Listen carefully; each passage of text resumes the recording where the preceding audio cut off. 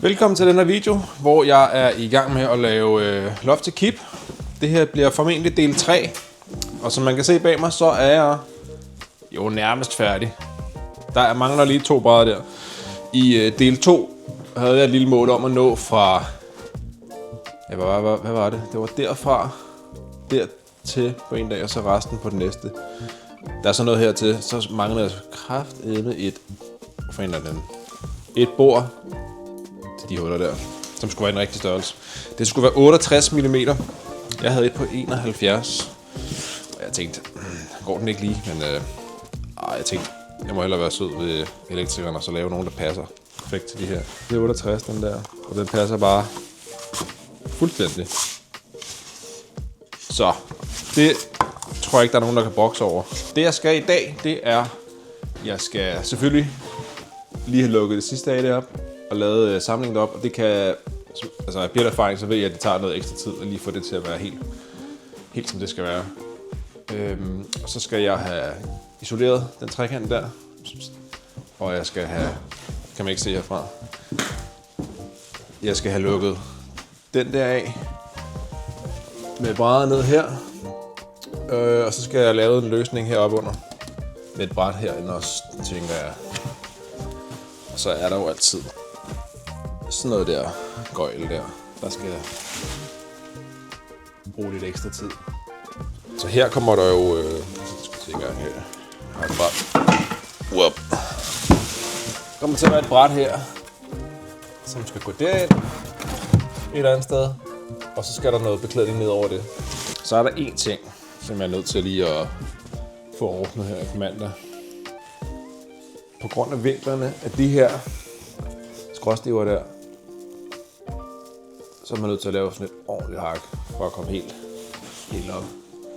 Det skal jo ned over færen på det underliggende bræt, hvis man kan sige sådan, hvis det giver mening. Sammen der.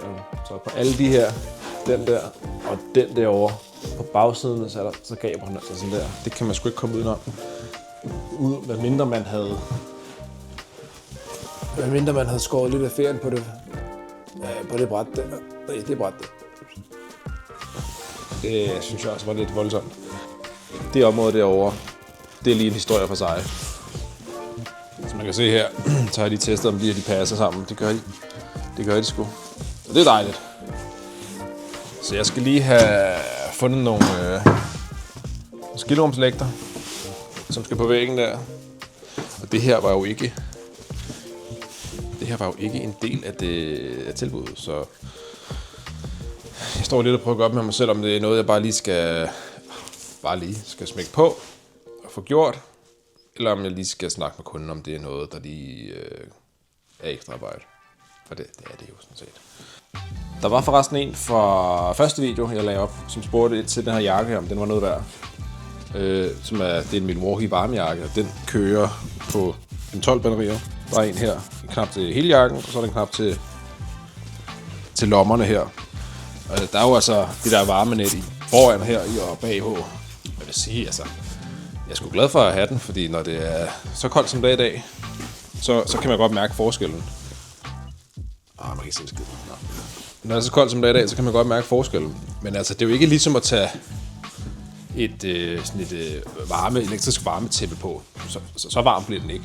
Men den holder ligesom ens kropstemperatur på de der, det er sådan normal temperatur. Det er ikke, man går ikke og sveder i den, når det er minus 3 grader i hvert fald.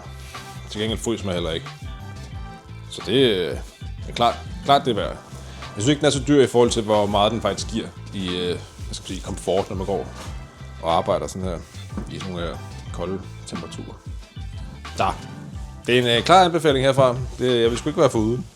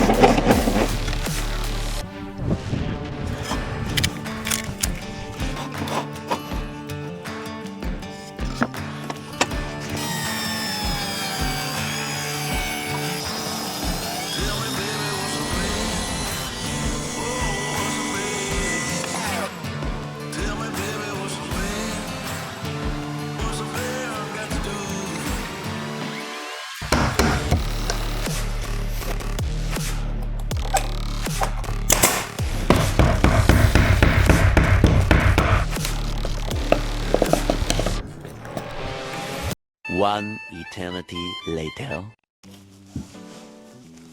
Så blev jeg sgu færdig med det aller sidste oppe i toppen der. Perfektionisterne må måske sige, at de sidste 2 brætter op skulle have været samme bredde. Ja, jeg er enig. Det synes jeg egentlig også var fedest.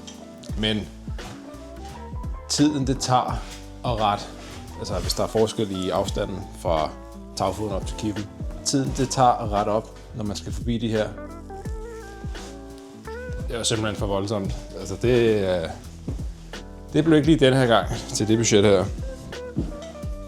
Men altså umiddelbart, så synes jeg, at det pynter. Så er tiden for satan, der var sgu lige. Så er tiden kommet til at smække nogle meget på. Det op under. Og så er det ellers bare beklædning derhen af. Og der tror jeg sådan set, at jeg kommer til at lade dem hænge. Altså med det der overhæng. Og så skære dem af til sidst. Så jeg ikke skal nulle for meget med det lige nu.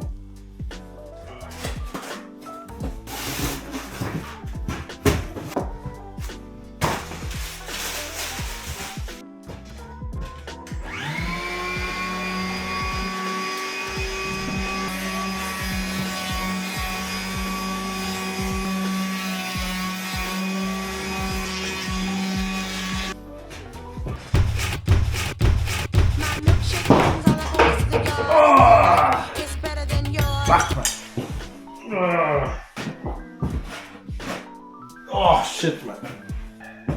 Rip.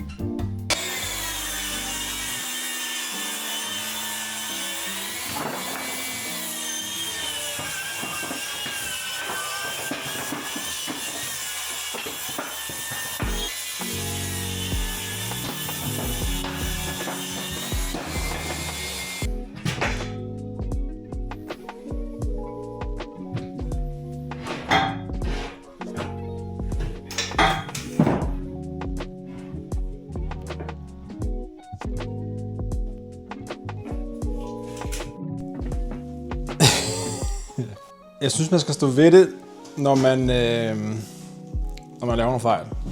Og jeg har lige lavet en fejl. En lille stor fejl, vil jeg sige. Altså, en lille, men stor fejl. Jeg har jo målt 2 cm ned for hjørnet der, og 2 cm ned for hjørnet i den anden side. Men da jeg så har haft min dyksav på, så har jeg simpelthen kommet til at bruge den første streg, jeg lavede, for inden jeg besluttede mig for at trække overhænget lidt længere ned. Så derfor er overhænget lidt skævt fra nogenlunde fra midten af. Det her omkring, der begynder det at være for kort. Så jeg piller det der lort af. Der er måske nogen, der vil tænke, jamen så kan man så ikke bare skære det andet lidt kortere. Jo, det kan man også godt. Men herfra, hvor jeg står, når jeg står sådan her, jeg ved sgu ikke, om man kan se det på kameraet, men jeg kan lige akkurat ikke se det bræt, der ligger nede under der. Men det bliver mere og mere synligt herfra og derover til. Og det vil sgu nok nage mig rimelig længe, hvis jeg ikke, du ved, hvis ikke den sidder lige i skabet, som jeg gerne vil have den. Så derfor så må jeg bide det sure æble. Det er bare et spild af tid, men altså, sådan er det. Det kan jeg ikke gøre så meget ved andet end at tænke mig lidt om.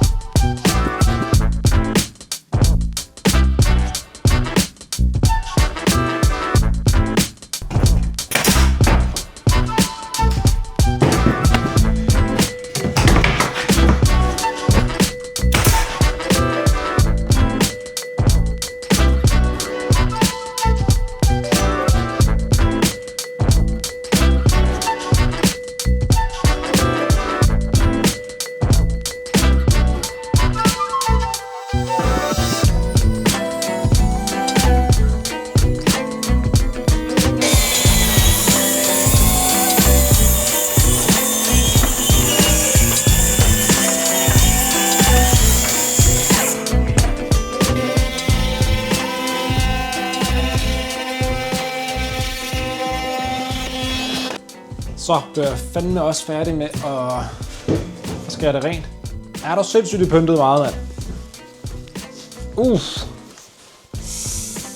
Det er altid lækkert, og når man køber dyksaven med en skinne, og så kører alle de der stumper bare af.